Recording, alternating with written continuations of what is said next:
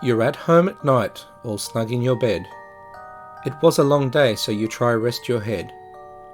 You want to get sleep, but I'll tell you instead, you should clearly expect visits from the dead.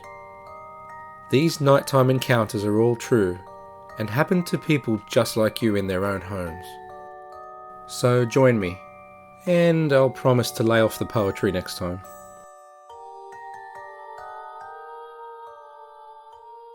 Somebody's Watching Me, 2009 to 2010, in Regina, Saskatchewan, Canada. Giselle was only about 11 years old when she started to have this strange occurrence happen to her.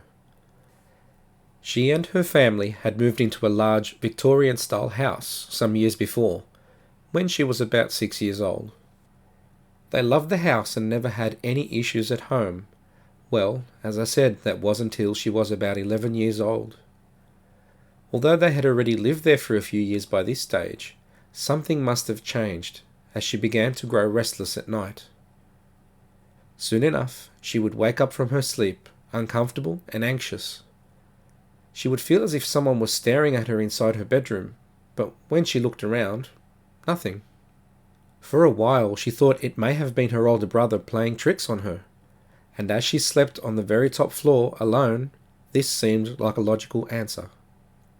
But no, there was never anyone there, and Giselle just couldn't think of anyone coming to visit her while she was asleep. She told her parents about what was going on, and they simply dismissed it and told her that she had a crazy imagination. But it just kept on happening. Nearly every night for a month, week after week, month after month.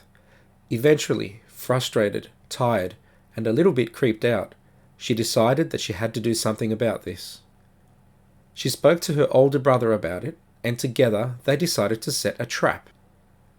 If anyone was coming into her room at night, then this would catch the culprit. At her front door, before going to bed, she used an old technique of putting flour by her door and into her bedroom. If someone was stepping into her room at night, surely they would leave footprints, and surely in the morning the flour would be on someone's feet or shoes.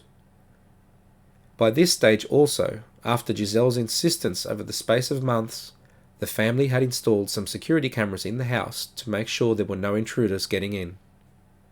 On that first night, with the use of the flour, strangely, she hadn't been awoken in the middle of the night. But the next morning, she woke up, and she almost screamed. There were footprints right next to her bed. A trail of footprints seemed to follow from the front door of her room. They stopped right by her bedside, as if someone had just stood there, watching her sleep. A cold chill running down her spine, and fighting the urge to panic, she went to the main floor of the house to check the cameras. She woke her brother and asked for his help because she was absolutely scared. Because of her complaints, one of the cameras was actually in her room. And as she checked the cameras with her brother, there was a long, boring period of nothing happening. Confused, she sped up the video until she saw something downright terrifying. Despite the fact that she didn't remember being woken up that night, the camera showed her eyes flicker open, and then her bedroom door opened very slowly. As she and her brother watched on, they saw the pile of flour by the door go down, as if someone had stepped on it, and footprints started to appear, one at a time, slowly, moving towards her until they were right beside her bed. The creepiest thing of all was, nobody was there. No visible person, no object, nothing. It was as if whatever it was had just stood there for multiple hours and didn't leave because the footprints stopped moving. Soon enough, about 2 hours before she awoke, the footprints seemed to shift as if it moved away, but there were no more footprints leading out. Feeling terrified and vindicated at the same time, she showed her parents the footage, and at this point they admitted that they had kept a few things from her. When she had first wanted that room, they didn't want her in it because of something they were told that happened before they bought it. Apparently, there was a family of 4, 2 parents and a son and daughter. The story goes that they lived in the house, and they didn't treat their daughter very well. They made her cook and clean for them, and Giselle's room was apparently the room she slept in. That young girl had passed away under mysterious circumstances, and it was said that she supposedly haunted the house. Soon after the daughter had passed away, strange things started to happen. Things would go missing, footsteps could be heard in the house, and, when they were home alone, they could hear a girl laughing. Giselle's parents didn't want to tell her because they knew it would scare her. But having witnessed the strangeness for themselves now, they moved out a short time later. Giselle says that this incident at this home has haunted her since, and to this day has to sleep with the lights on. I would love to hear from you all about your own paranormal experiences. Our email details are at the end of the show. Take My Breath Away. California, USA, circa 2014. Grace had an incident occur to her when she was quite young. She was maybe 9 or 10 years old. When she shared this story with me, she was at a loss to explain what happened, and she didn't know where to start. When she was younger, she would regularly have sleepovers at her cousin's house, and now normally nothing would ever happen that was out of the ordinary. They would always stay up late playing and having fun, and generally just having a good time being kids. There was one occasion, though, where everything went sour, and this night, Grace explained, was by far the worst experience she'd ever had. Her cousin Blake would always sleep with his door open. This was just the way he liked it. And it also kind of made sense as they shared the room and they did not want it to get too stuffy in there. This one night, Grace recalls that it was probably about 1 or 2 in the morning when this happened. Because Blake's bedroom door was always open, any little sounds coming from the hallways could always be heard in his room. As they played games on their tablets, they both suddenly thought they could hear something in the corridor. It sounded like movement, but they couldn't be sure. They looked out the door and into the hallway, but they saw nothing. At first, Blake thought maybe his parents were coming to tell them to go to sleep, but the hallway was empty. Then they heard what were very clearly footsteps coming from the hallway. They looked at each other in shock. They were spooked out, but at the same time wanted to dismiss it. In a way, they thought it was nothing at all, but as kids do, they started to try and scare each other more. All in fun, of course. But then, the joke was over. They heard the footsteps again, and this time they looked at each other with actual fear in their eyes. They tried to rationalize that someone else was probably awake in the house and moving around. Blake agreed, and they tried to brush it off again. But this was just too creepy. A few minutes later, they heard the footsteps again, but this time the floor was creaking. They jumped out of their beds, and hearts racing they looked down into the dark hallway, and saw nothing. The sounds persisted though, and they kept pushing each other to look out the door again, each saying to the other, "You look, no, you look." Part of them wanted to shrug it off. Part of them was also terrified. They looked at the doorway to Blake's sister Abby's room, which was right next to theirs, and it wasn't her awake or walking around. The noises in the hallway persisted, louder than before, and they both looked down the corridor at the same time. This time, they saw a dark shadow in that hallway. It wasn't human, and Grace did not know how to explain what it was. It was black enough that its outline could be seen even in the darkness, but it didn't have any recognizable form, which made it even more terrifying. When they laid eyes on it, it was still for just a moment, and then, almost as if it knew it had been seen, this shadow, whatever it was, quickly moved into Abby's room and went through the closed door. Grace and Blake were both in disbelief and were absolutely speechless.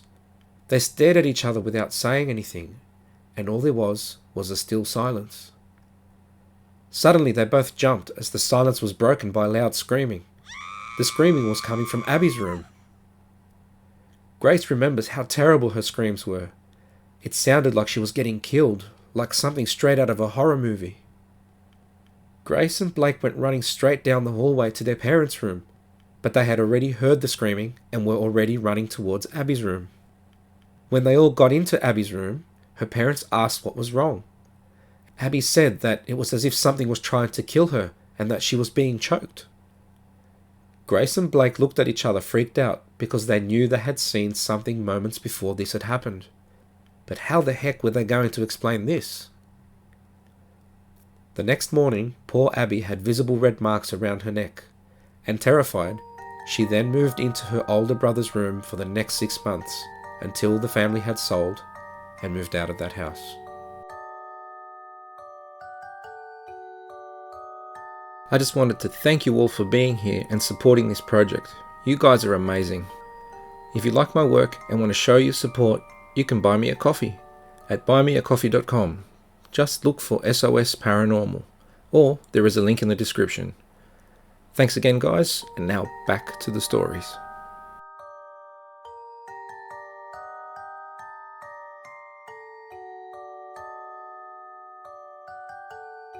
An encounter with La Llorona, Puebla, Mexico, in the 1950s.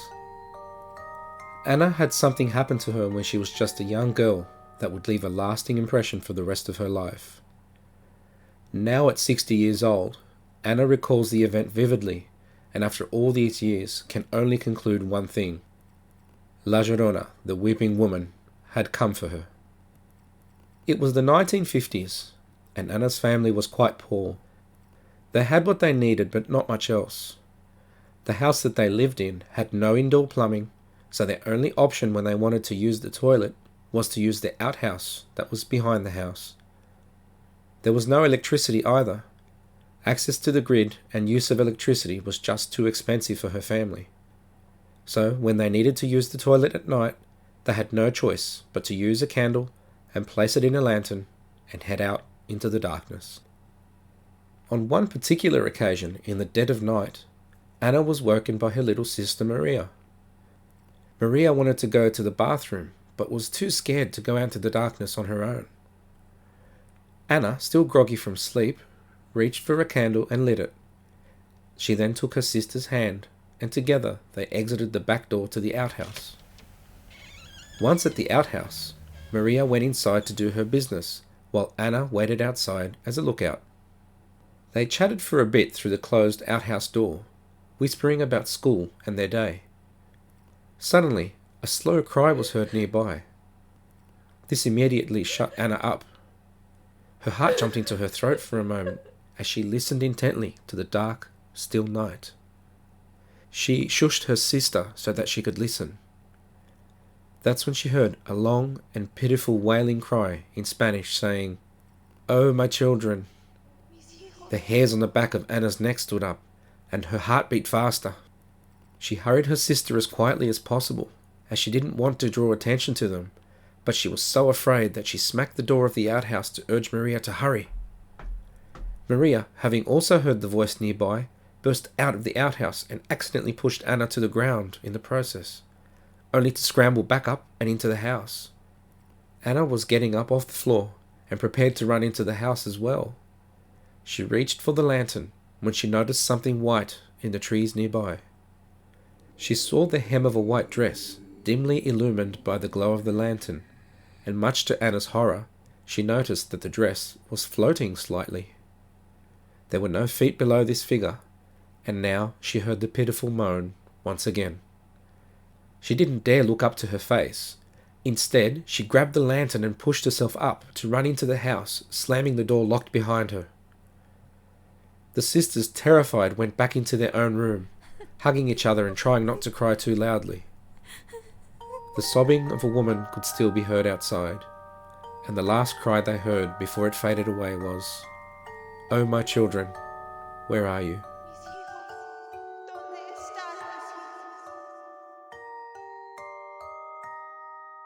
If you'd like to submit your own chilling true tale, so that your story might be featured in one of these episodes, contact me on seekersosparanormal@gmail.com.